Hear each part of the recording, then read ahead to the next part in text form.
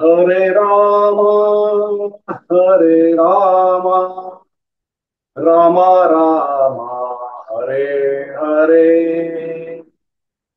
हरे कृष्णा कृष्णा कृष्णा हरे हरे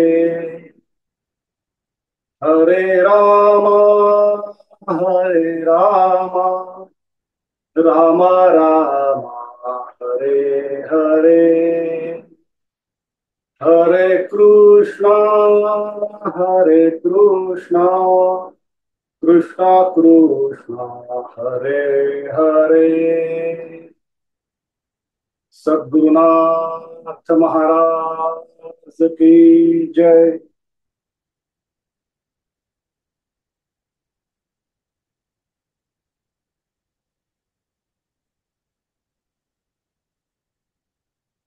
भगवद्गीता आणि ज्ञानेश्वरीच्या आधारावर अध्यात्म यात्रेत सहभागी झालेल्या माझ्या सर्व सहप्रवासी साधक बंधू भगिनी आणि मातांनो, आपल्या हृदयात सदैव उपस्थित आणि उपलब्ध असलेल्या भगवंतास आणि गुरुतत्वास साष्टांग नमस्कार।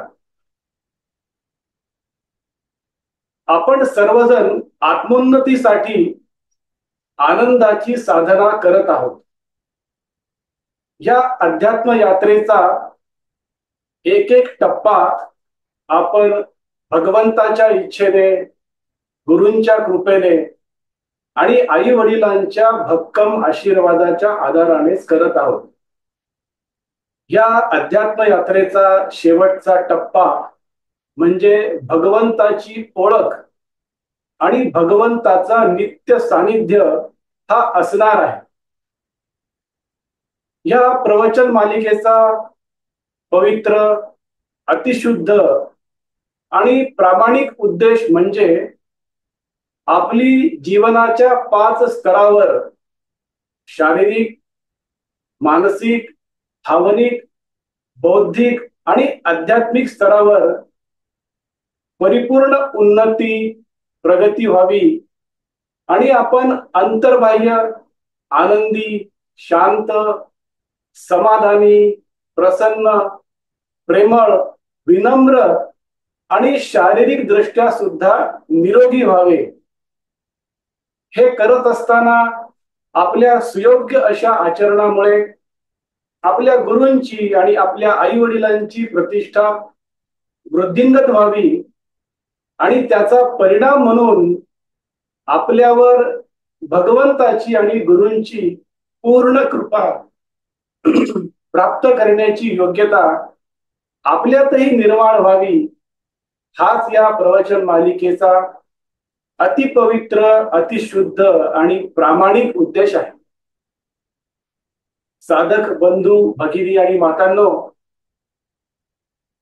सुरुवातीच्या 8 ते 9 प्रवचन पुष्पामध्ये आपण भगवंताची म्हणजेच भगवान श्रीकृष्णाची भगवद्गीतेच्या माध्यमातून आणि संत ज्ञानेश्वर माऊलींची ज्ञानेश्वरीच्या माध्यमातून असलेली भूमिका, उद्देश, त्यांची शिकवण आणि आजच्या काळासाठी असणारी आवश्यकता हे समजून घेत आहोत। जोपर्यंत आपल्याला श्रीकृष्णाची आणि ज्ञानेश्वर माऊलीची भूमिका, उद्देश, शिकवण आणि आजच्या काळातली असणारी आवश्यकता समजणार नाही, तोपर्यंत मूळ अध्यायाचा अभ्यास आपण थोडस बाजूला ठेवत आहोत। अजून 2 ते 3 पुढील 2 ते 3 भागात म्हणजे प्रवचन पुष्पात हा आपला अभ्यास पूर्ण होणार आहे आणि त्यानंतर साधारणतः 9व्या किंवा 10व्या भागापासून आपण गीतेच्या आणि ज्ञानेश्वरीच्या मूळ अध्यायाचा अध्ययन करणार आहोत। त्यातील श्लोकांचा, ओव्यांचा भावार्थ समजून घेणार आहोत आणि त्या श्लोकाचा आणि ओव्याचा आपल्या वैयक्तिक जीवनामध्ये उपयोग करून त्यातील मार्गदर्शनाचा, सूचनांचा योग्य तो उपयोग करून आपल्या आचरणात सुयोग्य सुयोग्य असा बदल घडवून आपली उन्नती कशी करता येईल याचा अभ्यास आपण पुढील 2 ते 3 भागानंतर करणार आहोत. मागील भागात आपण सुखदुःखाची कारणे कोणती हे समजून घेतले आणि इतरही गोष्टी समजून घेतल्या. ह्या भागामध्ये म्हणजेच ह्या प्रवचन पुष्पामध्ये 6व्या भागामध्ये आपण मन म्हणजे काय, चित्त म्हणजे काय, अंतःकरण म्हणजे काय आणि योग म्हणजे काय याचा थोडक्यात अभ्यास करणार आहोत. कारण मन, अंतःकरण, चित्त आणि योग याचा डिटेलमध्ये अध्ययन आपण गीतेच्या आणि ज्ञानेश्वरीच्या विविध अध्यायामध्ये करणारच आहोत. पण त्याची थोडक्यात माहिती मूळ अध्याय सुरू होण्याआधी आपण आज करूयात. मन म्हणजे काय, मनाची निर्मिती कशी झाली, मन कुठं असतं, अशा विविध प्रश्नांचे उत्तर जर आपल्याला शोधायची झाली तर भारतीय संतांच्या साहित्यामध्ये विविध ग्रंथामध्ये आपल्याला ते दिसेल. म्हणून भारतीय संतांना मनाचे वैज्ञानिक असे संबोधले जाते. कारण मनाचा ठाव, मनाचे स्वरूप ओळखणारे जर कोणी असतील तर ते भारतीय संत आहेत. आणि त्यापैकी एक संत संत ज्ञानेश्वर माऊलींच्या ज्ञानेश्वरीचा अभ्यास आपण करत आहोत. ज्ञानेश्वर माऊलींनी सांगितले, जसे धान्याचे भांडार असते तसे विचारांचे भांडार म्हणजे मन आहे. मग मनामध्ये किती विचार समावू शकतात, तर दररोज मन हे हजारो विचार करत असते, हजारो प्रकारचे विचार करत असत. या कोठारामध्ये किती विचार सामावू शकतात ह्याचे उत्तर म्हणजे अनंत विचार सामावू शकतात. आपल्याकडे जसं मोबाईल असतं, मोबाईलला सारखं चार्ज करावं लागतं, मग ते डिस्चार्ज होतं. मनुष्यालाही मन बरेचदा थकल्यासारखं वाटतं. मग मन का थकतं? कारण मनामध्ये अनावश्यक अनंत विचार जर निर्माण होत असतील तेव्हा मन थकतं. मोबाईल जसा डिस्चार्ज होतो त्याप्रमाणे मन पण डिस्चार्ज होतं. मग मनाला चार्ज करण्याचं माध्यम म्हणजे योग आहे. योग म्हणजे काय आपण थोड्या वेळात समजून घेऊयात. त्यापूर्वी मनाचे स्वरूप, मनाचे कार्य हे समजून घेऊया. मनाचे कार्य म्हणजे सतत विचार करत राहणे, विचारांचा गुंता निर्माण करणे, विचारांच्या गाठी निर्माण करणे आणि स्वतःच्या विचारांमधून संभ्रम आणि कोंडी निर्माण करणे. जेव्हा मन विचार करत असतं तेव्हा ते मन कार्यरत आहे, कार्यशील आहे असे समजावे. मग असे सतत कार्यरत कार्यशील असणारे मन डिस्चार्ज पण होऊ शकते, थकू शकते. मग बरेचदा असं म्हटलं जातं की माझं मन थाऱ्यावर नाही, माझं मन शरीराच्या बाहेर भटकत आहे. असं कधीही होत नाही. मन हे शरीरामध्येच असतं. जे बाहेर भटकत असतं ते मनातून निर्माण झालेले विचार. आपले विचार आपल्या मनाद्वारे आपल्याला इतरत्र भटकवत असतात. म्हणून आपण असं म्हणतो की माझं मन भटकलंय. खरं तर मन भटकत नसतं, मनातील निर्माण होणारे विचार आपल्याला भटकवत असतात. अंतःकरण म्हणजे काय? अंतःकरण हे 4 विविध गोष्टींपासून बनलेलं असतं. मन, बुद्धी, चित्त म्हणजे चैतन्य आणि अहंकार, अंतःकरणाचे हे चार मुख्य भाग आहेत. अंतःकरणाला स्वतःच रूप किंवा रंग असं काही नाही. अंतःकरण हे पाण्यासारखं असतं. मन ज्याचं कार्य विचार करणं, जर अंतःकरण मनोमय झालं तर ते अंतःकरण जास्त विचार करणार असतं. त्या अंतःकरणात विचारांचा भडीमार सुरू असतो. बुद्धीचं कार्य आहे निर्णय घेणं. जो व्यक्ती जास्त बुद्धीच्या स्तरावर जगतो त्याचं अंतःकरण बुद्धिमय असतं. चित्त म्हणजे चैतन्य. जे लोक चैतन्याच्या स्तरावर जीवन जगत असतात, विशेष म्हणजे संत सज्जन लोक, जे जास्त करून चैतन्याच्या स्तरावर जीवन जगत असतात, मग अशा लोकांचं अंतःकरण चैतन्यमय असतं. आणि चौथा भाग अंतःकरणाचा म्हणजे अहंकार.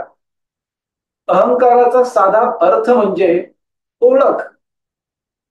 मी अमुक एक आहे, मी तमुक एक आहे, मी ह्या देशातला, ह्या जातीचा, ह्या धर्माचा, माझं शिक्षण अमुक, माझा व्यवसाय धंदा अमुक अमुक आहे. ह्या सर्व ओळखी आहेत, मनुष्याच्या ओळखी. मग जो व्यक्ती ओळखीच्या स्तरावर जगतो म्हणजे अहंकाराच्या स्तरावर जगतो, त्याचं अंतःकरण अहंकारमय म्हणजे ओळखीच्या स्तरावरचा आहे. असे हे चार अंतःकरणाचे भाग आहेत. आणि जो व्यक्ती ज्या स्तरावर जगतो, मन, बुद्धी, चित्त किंवा अहंकार, त्या स्तरावरचं त्याचं अंतःकरण असतं. चित्त किंवा चैतन्य म्हणजे काय हे आता आपण समजून घेऊयात.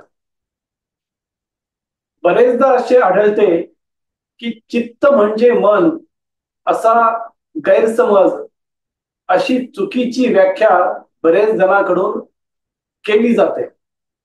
पण संत ज्ञानेश्वर माऊली आणि भगवान श्रीकृष्ण असे सांगतात की चित्त म्हणजे शरीर, मन, बुद्धी, हृदय, आत्मा, कर्मेंद्रिये, ज्ञानेंद्रिये, श्वासोश्वास, जाणीव, जागरूकता ह्या सर्वांचे मिश्रण आहे. चित्त किंवा चैतन्य म्हणजे असे काही एक गोष्ट नाही, ह्या सर्व गोष्टींचे मिश्रण आहे. चित्त म्हणजे मनुष्य जीवनाचं ऊर्जा क्षेत्र आहे. जी ऊर्जा आपल्याला जीवन जगण्यासाठी निर्माण करावी लागते किंवा नकळतपणे आपण निर्माण करतो, ती ऊर्जा चैतन्याच्या ठिकाणाहून निर्माण होत असते. संत ज्ञानेश्वर माऊली असे म्हणतात की चित्त म्हणजे एक नोंद करण्याचं ठिकाण आहे. आपल्या जीवनातील प्रत्येक कर्माची नोंद हे चैतन्याच्या ठिकाणी म्हणजे चित्ताच्या ठिकाणी होत असते. आजच्या काळात उदाहरण द्यायचे झाले म्हणजे चित्त ही एक रेकॉर्डिंग इन्स्ट्रुमेंट, रेकॉर्डिंग करण्याची साधन, यंत्रणा आहे. आधीच्या काळामध्ये ऑडिओ कॅसेट, व्हिडिओ कॅसेट असायचे. नंतर ऑडिओ सीडी, व्हिडिओ सीडी आल्या. आणि आता मोबाईलमध्ये स्टोरेज होतं, लॅपटॉप, कॉम्प्युटर ह्याच्यामध्ये जे स्टोरेज होतं, त्या स्टोरेजला आपण मनुष्याचं स्टोरेज म्हणजे चित्त असं समजूयात. चित्त हे नित्य सक्रिय असतं मनुष्याच्या प्रत्येक अवस्थेमध्ये. मग जागृती अवस्था आहे, निद्रा आहे, स्वप्न आहे. या तिन्ही अवस्थेमध्ये सक्रिय असणारी एक गोष्ट म्हणजे चित्त, चैतन्य. आणि भारतीय संस्कृतीमध्ये चित्त शुद्धीला सर्वात जास्त महत्व दिलं आहे. अध्यात्माचा परम उद्देश म्हणजे चित्त शुद्धी आहे. आणि त्या चित्त शुद्धीचा शेवटचा टप्पा म्हणजे मुक्ती, मोक्ष. म्हणून भारतीय संस्कृतीमध्ये चित्त शुद्धीला सर्वात जास्त महत्व आहे. योग म्हणजे काय हे एका उदाहरणाद्वारे आपल्याला समजून घेता येतील. एखाद्या ठिकाणी जर 5 कलाकार नृत्य करत असतील आणि त्या 5 कलाकारामध्ये कुठल्याही प्रकारचा सुसंवाद नसेल, कोऑर्डिनेशन नसेल, कम्युनिकेशन नसेल, तर ते नृत्य कसे होईल ह्याचा जरा विचार करूयात. ते नृत्य चांगले दिसणार नाही. प्रत्येक कलाकार, 5 कलाकारामधील प्रत्येक कलाकार विविध प्रकारे नृत्य करत असेल तर कसे दिसेल? तर ते चांगले दिसणार नाही. याचा अर्थ असा आहे की त्या 5 कलाकारामध्ये सुसंवाद नाही. त्याचप्रमाणे मनुष्य नावाच्या ह्या यंत्रामध्ये 5 कलाकार आहेत. शरीर, मन, हृदय, बुद्धी आणि आत्मा. या 5 कलाकारामध्ये जर सुसंवाद नसेल तर मनुष्याचं जीवन कसं होईल? दुःखी, समस्याग्रस्त, चिंताग्रस्त, नेहमी काळजीमध्ये, तणावामध्ये, अशा प्रकारचं जीवन होईल. त्यामुळे योग ह्या 5ही गोष्टीमध्ये सुसंवाद निर्माण करण्याचा एक प्रक्रिया आहे. योग म्हणजे सृष्टीच्या चैतन्याशी एकरूप होण्याची प्रक्रिया देखील आहे. सृष्टीसोबत मनुष्याचं चैतन्य ह्याचं मिलाप करण्याची प्रक्रिया म्हणजे योग. भगवद्गीतेमध्ये आणि ज्ञानेश्वरीमध्ये 4 प्रकारचे योग सांगितलेले आहेत. आणि ते योग आपण विस्तृतपणे पुढील काही अध्यायामध्ये समजून घेणारच आहोत. ते 4 योग म्हणजे ज्ञानयोग, कर्मयोग, ध्यानयोग आणि भक्तियोग. पुढील भागामध्ये आपण भक्ती म्हणजे काय, मुक्ती म्हणजे काय, अस्थिर व चिंताग्रस्त जीवनाची कारणे कोणती आहेत हे समजून घेणार आहोत. आज आपण सर्वांनी वाणी सेवा करण्याची संधी व सौभाग्य दिले, त्यामुळे आपला सर्वांचा ऋणी आहे. त्याबद्दल कृतज्ञता व्यक्त करतो. आजची झालेली वाणी सेवा भगवंताच्या चरणी, सद्गुरूंच्या पादुकावर आणि आई वडिलांच्या चरणकमलावर मनोभावे अर्पण करूयात. हरे राम राम राम हरे हरे, हरे कृष्ण कृष्ण कृष्ण हरे हरे, हरे राम राम राम हरे हरे, हरे कृष्ण कृष्ण कृष्ण हरे हरे. सद्गुरुनाथ महाराज की जय.